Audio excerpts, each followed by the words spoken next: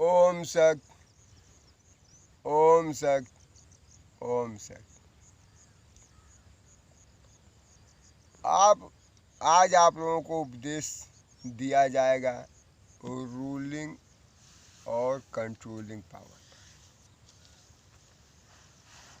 ऐसी कुछ आत्माएं हैं भूमंडल में जो अन्य आत्माओं पर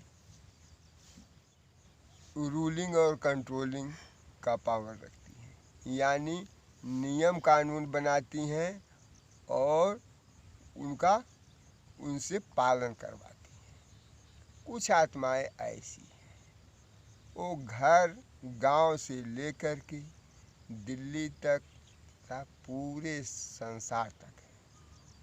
अब घर में नियम कानून बनाने वाला जैसे घर का मुखिया है, गांव में प्रधान है, आगे जाएंगे जिला स्तर पर, प्रदेश स्तर पर, फिर पूरा देश स्तर पर, और कई देश, सभी देशों की आत्माओं ने मिलकर के संयुक्त राष्ट्र संघ बनाया है। वहाँ से पूरे दुनिया का रूलिंग होता है, यानी नियम बनते हैं और उसको लागू किए जाते हैं। जो इस बैरागी आत्मा के साथ नियम है और योग साधना है, वह नियम और वह योग साधना इन सभी आत्माओं को पहले उपयोग में लाना चाहिए, यानी उसका पालन करना चाहिए।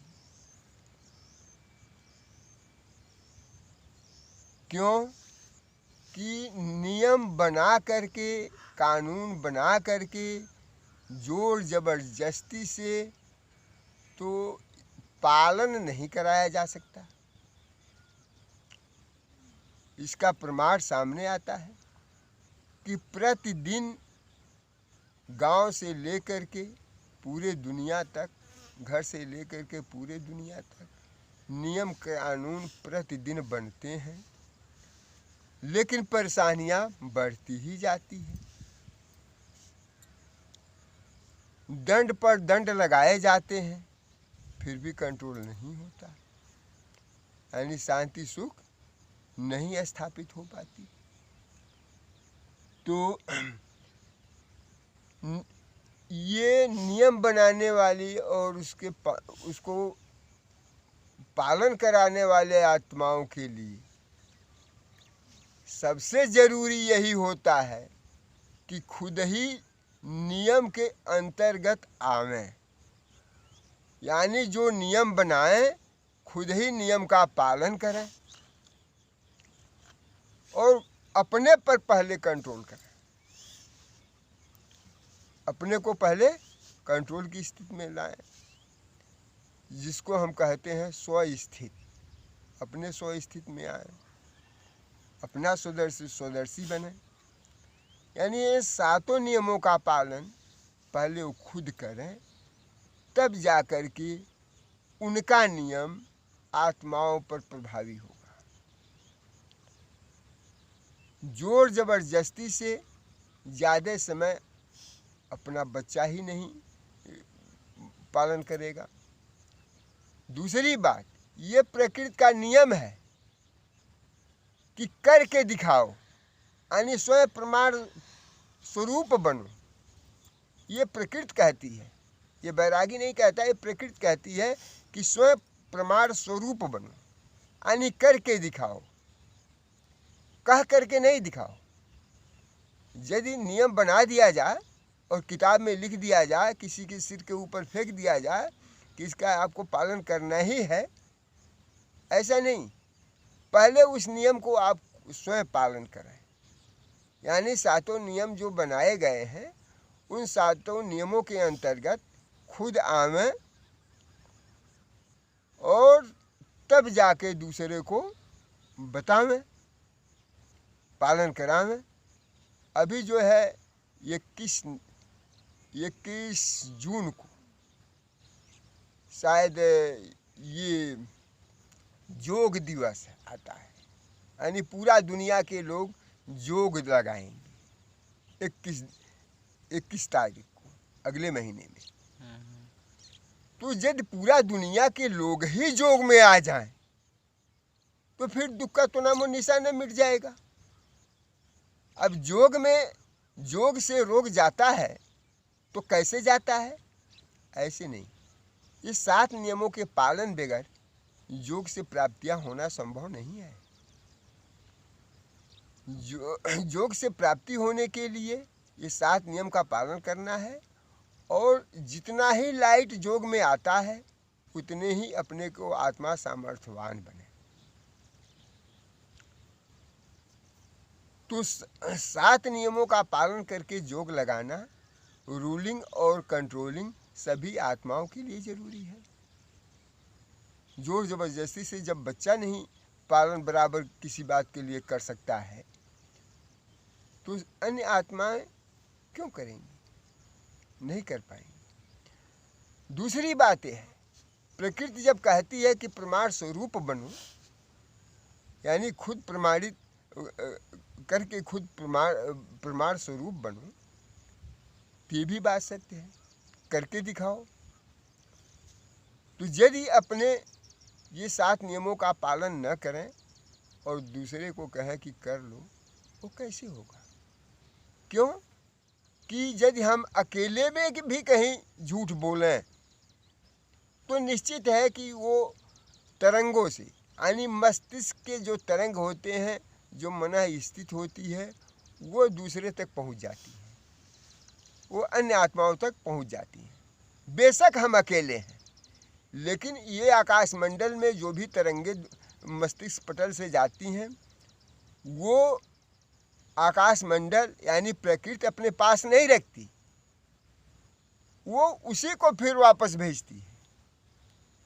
इसलिए भी ये जरूरी है साफ सुथरा रह करके ही दूसरे को साफ सुथरा बनाने के लिए कहा जा सकता है। बगैर साफ सुथरा रहे दूसरे को साफ सुथरा यदि कहेगी कि साफ सुथरा बनो, साफ सुथरा बने, तो वो वचन वो प्रभावी नहीं होगा। तीसरी बात, सामने प्रमाण दिखता है कि यदि किसी बच्चे का गार्जियन या उसका माता पिता अनपढ़ गंवार हो और उनके पास संपत्तियों का ढेर हो, और तमाम किताबें खरीद करके बच्चे को कहे उच्च स्तर तक पढ़ लिख ले, तो कैसे पढ़ेगा लिखेगा?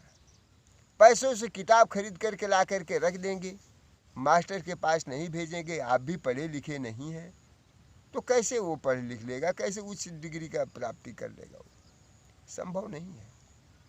यानी करके दिखाओ। पहले आप पढ़ो तब उसको पढ़ाओ, या नहीं तो पढ़े वाले के पास भेजो, तब वो पढ़ लेगा। ऐसे ही सेम बातें हैं। यदि रूलिंग कंट्रोलिंग करने वाली आत्माएं स्वयं को उस अवस्था में नहीं आती, तो ये निश्चित है उनके जुबान का प्रभाव अन्य आत्माओं पर नहीं पड़ेगा। ये परमात्मा और प्रकृति के नियम है, ये बैरागी के नियम नहीं है, ये प्रकृति और परमात्मा के नियम है। ये वैज्ञानिक लोग सिद्ध करता है कि जो भी खोज करता है, जो भी वो लोग कर्म करता है, उसको लिखता है कि मैंने इस नियम का खोज किया।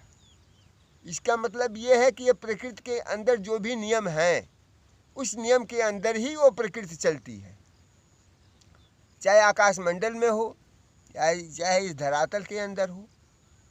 कहीं भी कर्म होते हैं तो नियम के हिसाब से होते हैं।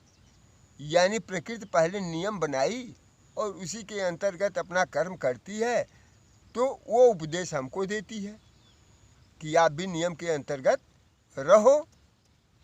यदि हम नियम बनाते हैं और कहते हैं कि हमारा बच्चा पालन करे, तो यदि हम खुद नहीं पालन करेंगे, तम्बाकू मलते रहेंगे, बच्चे को कहेंगे कि तम्बाकू नहीं खाओ, और मद्यपान करते रहेंगे, बच्चे को कहेंगे मद्यपान नहीं करो, नियम बना करके उसको पालन करवाना, ये हमारी कमी है यदि हम उस नियम के अंतर्गत खुद नहीं आते हैं। तो पहले नियम के अंतर्गत अपने को आना पड़ेगा, तब वो उसका प्रभाव पड़ेगा।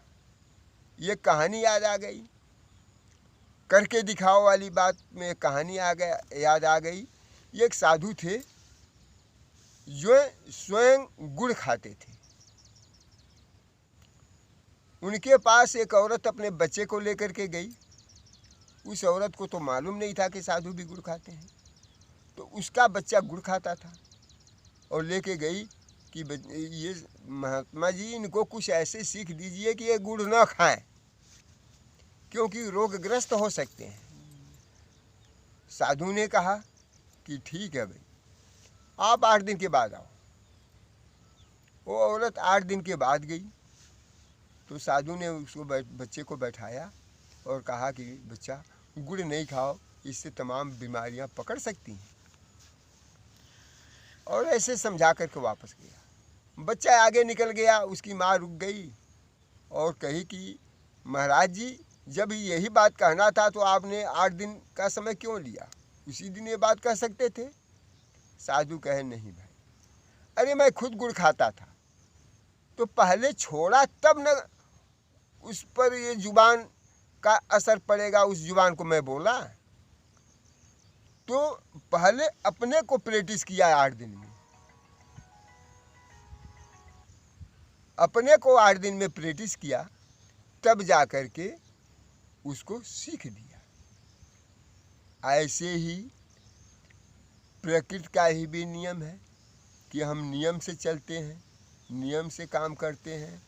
आत्मा को वो निर्देश देती है, परमात्मा और प्रकृति दोनों निर्देशित करते हैं कि हम नियम से चलते हैं, नियम से हम काम करते हैं, तुम भी नियम पर आ जाए, यानी अपने नियम पर आ जाए।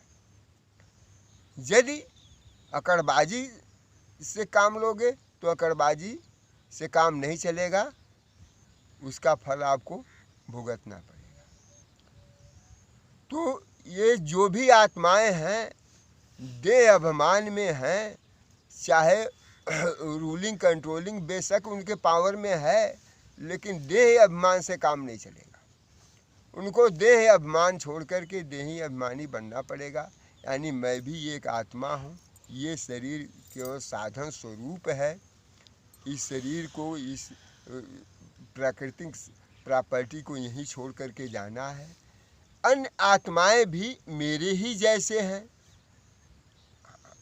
ऐसे करके जो है उनको अपना कर्म करके फिर सीख देना चाहिए। बगैर कर्म किए सीख देंगी तो प्रभावी नहीं होगा। यानी ये 7 नियम का जो पालन है और जो योग है, योग सबको लगाना चाहिए। बगैर नियम के पालन के ये योग साधना वो प्राप्तियां नहीं देगा जो प्राप्ति होना चाहिए, यानी शांति सुख नहीं दे पाएगा।